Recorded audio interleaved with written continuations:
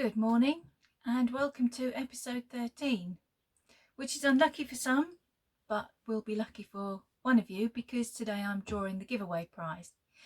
But for those of you who are a bit superstitious about 13 as a number, we shall refer to this as episode 12 and a bit. Personally, it doesn't bother me because 13 has always been quite lucky for me. But yeah, I know some people are very superstitious. So it's been a bit of a few days here. My friend, who I told you was in hospital last episode, did come home from hospital. She's home and tells me she feels a little bit better every day. The socks I was making for her, I finished on Saturday and went to see her on Sunday, so I gave her the socks. So I haven't actually got those to show you. But if you are interested, they're on my Instagram, which is amandajane.davies.58, and they're also on the groups, well, the podcast Facebook page, which is Mousesmakes Knitting Podcast on Facebook. So they are there for you to see, but not here for you to see, sorry. It's very, very hot and humid today. I am very hot. Poppy is about to start chasing a fly. Oh, I think it's gone out the window. Oh, Pops.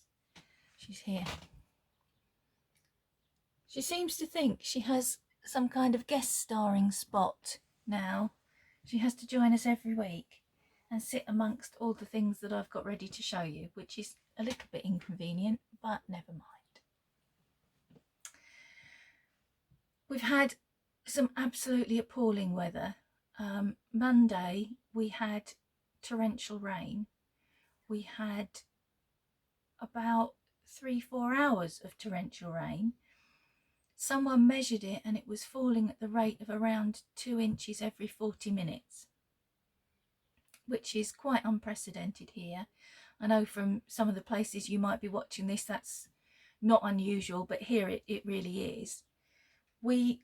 The town I live in is on a hill. In fact, I think it's one of the highest towns in Somerset. But even so, people have had their homes flooded out. The road outside our house was a river. Most of the roads were rivers. We had rain came through our kitchen roof, which is it's an extension built onto the original house. The house is well over 100 years old, and at some point they put an extension on for a kitchen, and it's got those sort of wiggly tiles on it rather than slates, and I think one of them was broken, and the rain came through that and into an electrical socket and blew all our electrics. And we had, although we're, as I say, we're on a hill, and there are steps up to our front door, but the rain was coming off the roof at such a rate the gutters couldn't cope, and it was flooding in under our front door. And I was getting a little bit anxious because we're on a hill, and so the back of the house is higher than the front of the house, and I was a little bit concerned that we would have rain running under the back door, through the kitchen and the living room and out the front door. But fortunately it didn't come to that. However, other people have had their homes flooded, and at one point all the roads into and out of Chard, is where I live, Chard in Somerset, were flooded and you couldn't get in or out of the town. If you're interested, you can Google it, because I know there's on Somerset Live they've put a video of one of the roads in town where the water is just ludicrously, it was mad. It was absolutely mad. And I was very grateful that my husband was home, because Monday is his day off, because I think I would have been in a bit of a panic otherwise. But yeah, so we had all of that. It's taken all the heads off my peonies. I know people have lost their homes, but my peonies are ruined. Different things bother different people. I'm not really being callous. Yeah, so it's a nice sunny day at the moment, but it's clouding over and it's very humid, so I expect we've got more rain coming later. So that was exciting. And really, that's about it. So I'm going to draw the giveaway at the end of the podcast, and we're going to have another visitor. We have Poppy, who's now kind of not a visitor, but actually part of the podcast. But my son is going to come and draw it for us. So we'll do that in a bit. In the meantime, I will show you all my knitting joy, apart from the socks that have already been given away. So I don't have a finished object to show you unless you want to have a look at the photograph of it on Instagram or Facebook. But I do have a half finished object, and if I get it angled just right, there we go. So I finished the first of the black cabled socks for my friend's raffle prize on a very, very classy, made out of cardboard last night, sock blocker, because I didn't have one big enough. And I'm really pleased with it. I'm excited to cast the second one on. As you know, I'm already knitting another pair in the same pattern. And the pattern is the Alpha Socks by Tanis Laverly. And it's a free pattern on Ravelry. You can probably get it elsewhere, but that's where I got mine. Yeah, highly recommend it. If you've never done cabling on socks before, don't be afraid. It's really quite simple. After the first couple of repeats of the pattern, I haven't even been using the pattern anymore. I've just been following what I can see on the needles, when I can see it on the needles, because of course being black, that's a bit tricky. But yeah, so a half finished object is all I have to offer you, because I gave my finished object away. Oh, that was Poppy going. I thought she jiggled you, but you're on the desk, not the table, so she didn't. I had an inquiry on the last episode about how I knit, because obviously I have quite a lot to show you, and the lady in question, I think it might have been Bridget, asked, did I knit particularly fast, or do I knit for a long time, and how do I knit? And the answer is a bit of both, really. I'm not particularly fast, I don't think, but I am quite steady.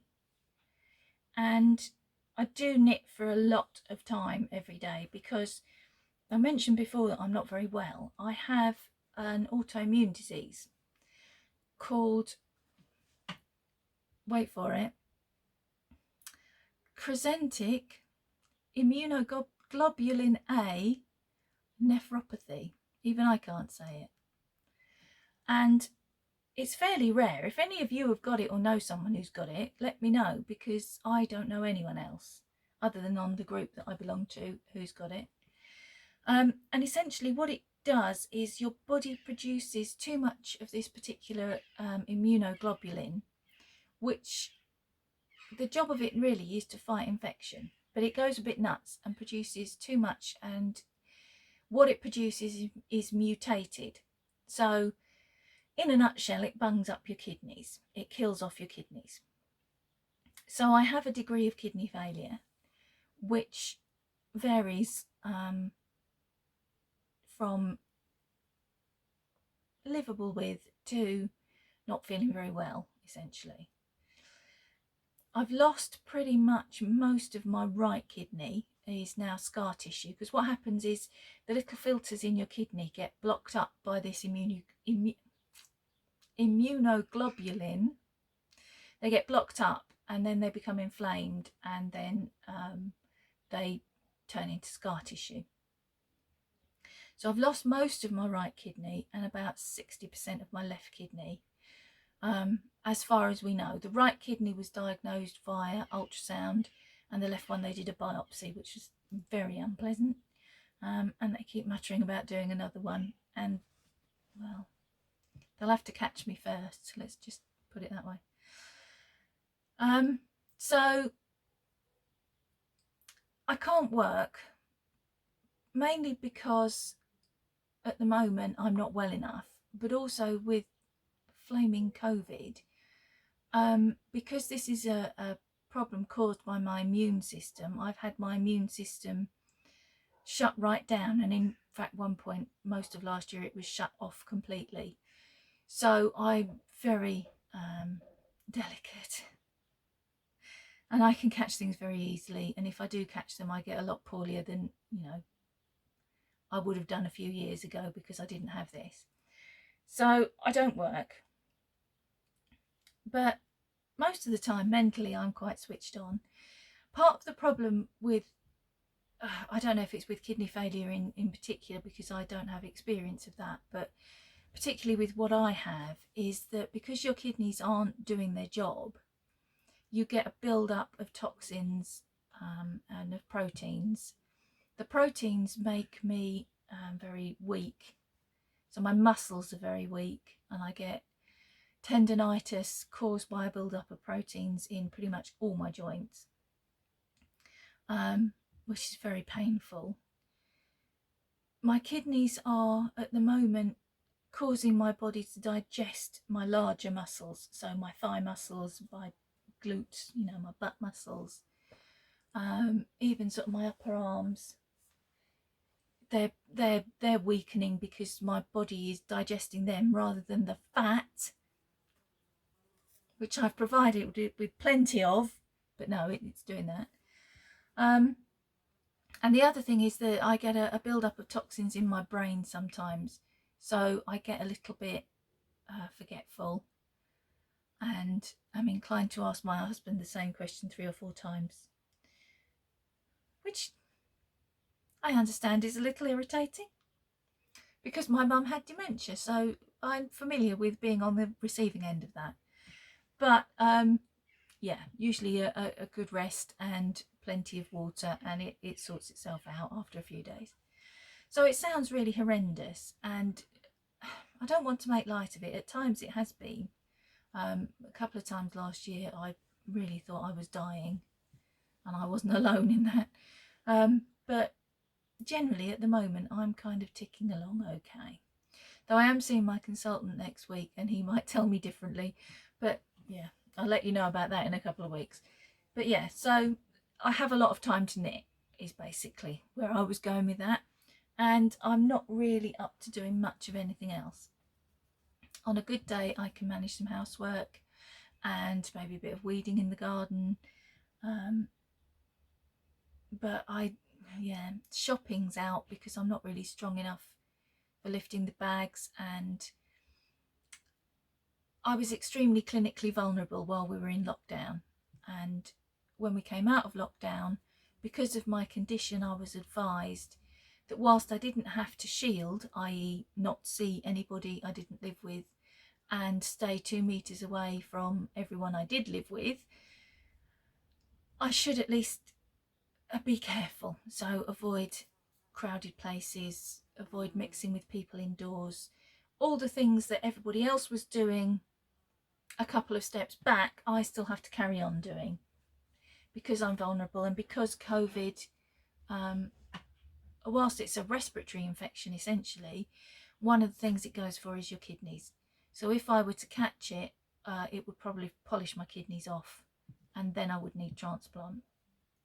Which brings me on to the next thing, and the first question people always ask is, are you going to have a transplant? And the answer to that is possibly.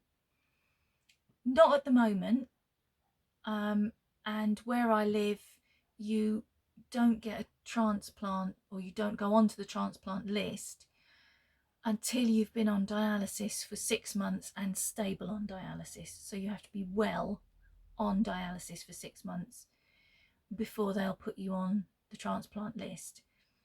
I have personal issues with having a transplant that are not religious or anything else. I just, and I may feel differently if I'm, teetering on the edge, but at the moment I balk at the idea of having a piece of somebody else's flesh stuck inside me. And my family and my consultant tell me I'm being stupid, and I suspect were the time to arise, the lot of them would club together and have me declared clinically insane, and then the transplant would be forced upon me. And again, I'm making light of it, but yeah, so not at the moment is the answer. And hopefully not for many years, if at all. So yeah, so that's where we are. And I'm not actually on dialysis at the moment. That's normally the second question, because again, where I live, you have to have kidney function that's dropped below a certain level, and touch wood, as yet I have not dropped that low. I have between, on average, 30 and 40% of my kidney function, and you need to drop right down to 15 before they'll start putting you on dialysis. Occasionally they will do a one-off dialysis. If you're particularly poorly, they'll do a one-off dialysis to give your kidneys a bit of a rest. But dialysis isn't some kind of wonder cure. People seem to think that if you're on dialysis, then that's great. You're better. You're operating the same as everyone else who doesn't have a problem with their kidneys. But it doesn't actually work like that. Dialysis itself is very taxing. It takes a lot out of your body, and it's pretty much as debilitating as having the kidney condition itself.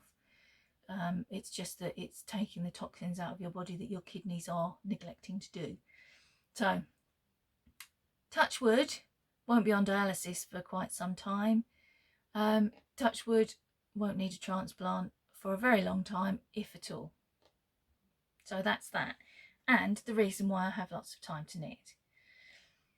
So, to get back to what I was talking about before I gave you a medical lecture, I knit English style. Actually, let me move you down and then you can see. Sorry, close your eyes, you're going on a bit of a journey. So I knit English style with the yarn in my right hand, and I just twist it once around my little finger, and then I'm a flicker. This is going to be slow because I know you're, oh, you can't see, I know you're watching me. So I'm quite steady, not particularly fast, I wouldn't have said, and this is rib, so this slows me down a bit. I'm faster with stocking stitch. So hopefully, Bridget, I think it was Bridget, that answers your question about how I knit. Do I knit for a long time, or am I just really quick? I'll stop doing that now because you've seen. So let's put you back where you are. Oh God, sorry.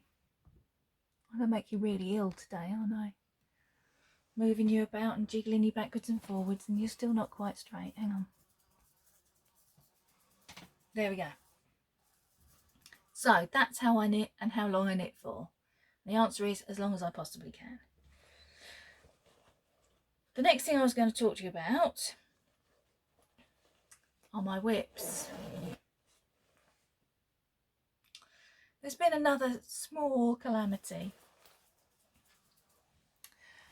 The rocket tea that I was making, and I showed it to you last week. Oh gosh, hang on a minute.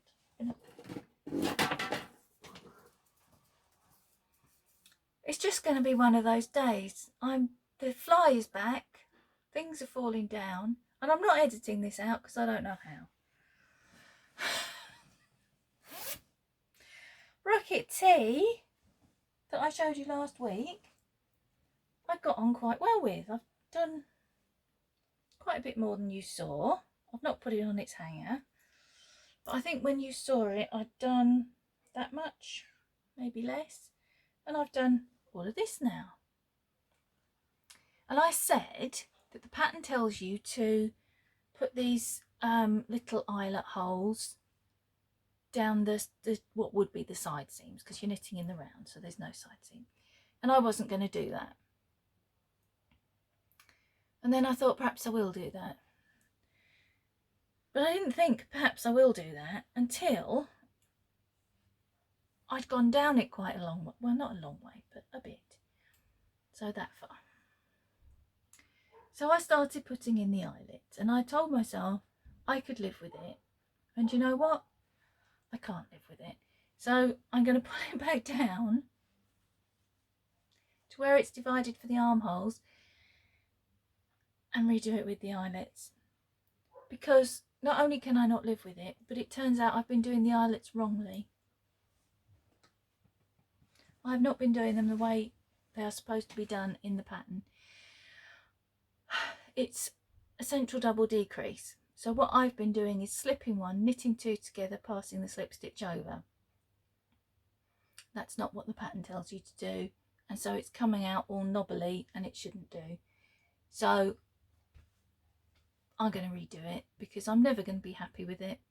It's got that blank bit without the holes, and that's going to bother me, and the decrease isn't quite right, so that's going to bother me. So I'm redoing it. And also, you know, you get the little thumbnails up. Nitty Natty is making one,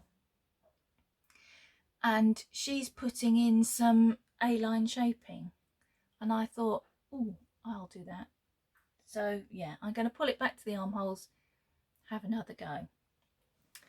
So that's that.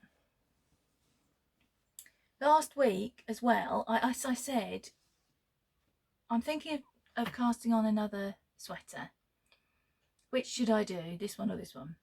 And I went for the Style Catcher, which was, no, Stylecraft Dream Catcher, holy moly, which was this one.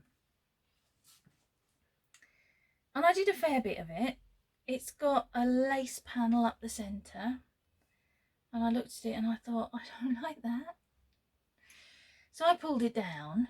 I'll just do it plain stocking stitch, and I'll put the lace panel on the pattern, goes up the middle of the front and the middle of the back and up both sleeves, but it's only about that wide. It's 30 stitches, and I thought, I'm a larger lady, I don't think that's going to be very flattering. So I thought I'll do it just plain stocking stitch, which is what I've been doing. And guess what? I don't like that either. So I'm going to pull this down. And you may have seen a few weeks ago I made a Stillness sweater by Elizabeth Sullivan, I think. I'm going to use that yarn for that because I just don't like the pattern that I've bought to go with it. And I think as well, it's going to have this narrow lace, not band, but you know, bit up the front and up the back. And I think that tied in with horizontal stripes of the colour is just not going to be good for somebody of my stature, shall we say. So I'm going to use that for that jumper. And I bought, oh gosh, I think it was last year, it might have been the year before, a load of Stylecraft linen drape. And the pattern says that you can use that as an alternative yarn. And that is a solid colour. I've got white, cream, grey, burgundy. I think I've just got I might have navy, but I'm not going to swear to it. I don't even know where I put it.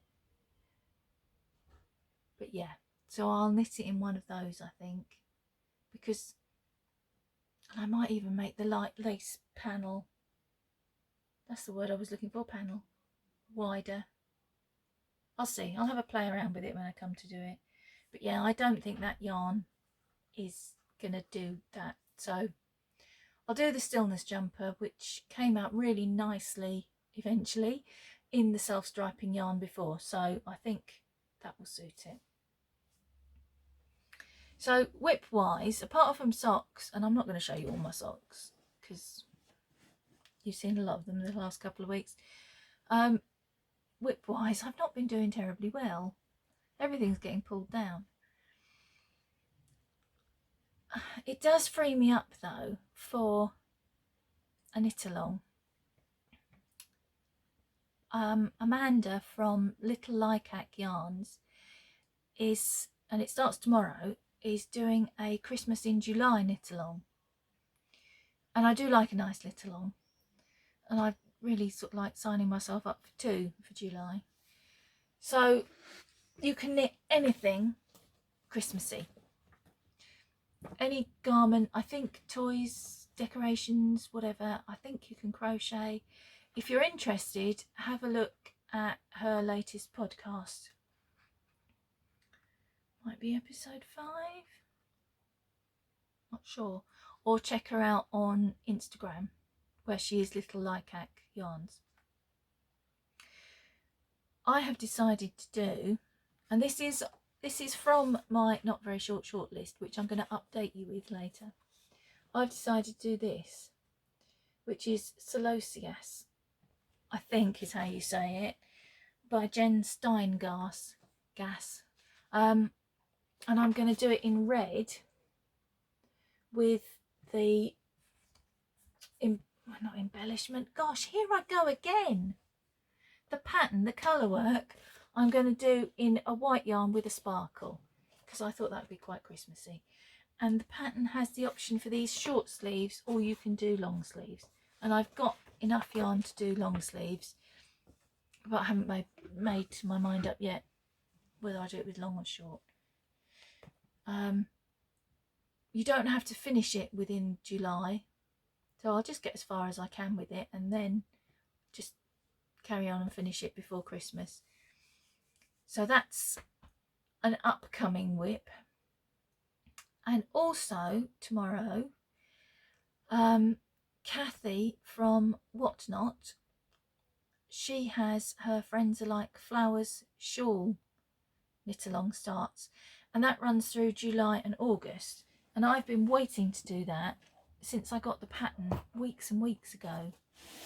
I can't remember when she released the pattern, but I got it pretty much straight away. I think I showed it to you at the time. Let me find a good picture of it.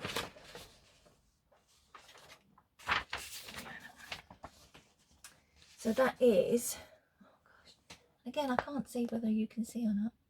That's what it looks like, and it's her own design. And I watch her podcast, so I've watched the designing of it, which makes it quite interesting then to knit. And you need 4 colours, one of which has to be a self-striping sock yarn. So I have chosen these 4 because they are colours I like. And I'll admit, because I accidentally bought this ball, which is Starcraft special 4-ply, and it's called Mustard, and I bought it online, and it is a much brassier colour than I expected it to be. It's quite a harsh colour, and I didn't want to send it back because it was my mistake, not theirs. But I've been wondering what on earth I'm going to do with it, because it's not really a colour I wear, but it will go perfectly in this with, and this is my self-striping one. So it's got an orangey stripe in it, and this is Drops Fable or Fable, colour 151. They haven't got names again. So I think they will go together really nicely. And then with the green,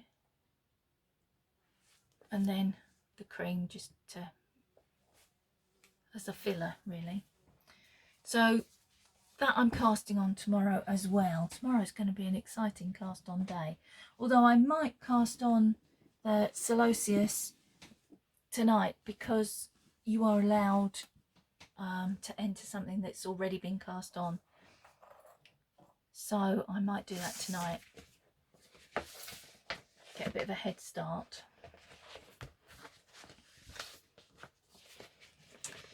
So next week I should have a fair bit of those 2 to show you, and maybe some of you are joining in with either of those knit alongs. If you are, let me know and share your progress. You can share your progress on the Facebook page, that would be good. We can kind of compare notes. Right, I think we'd probably better draw the giveaway. So I'm going to pause for a moment while I bellow in a most unladylike manner for my youngest son to come and do the draw for us. I thought as he's home we might as well use him. Oh, no, he heard me. He's coming. Right. So, all the names are in here. I'm going to give it a good shake. Don't think I lost any. Right. Give them a stir around and pick one out.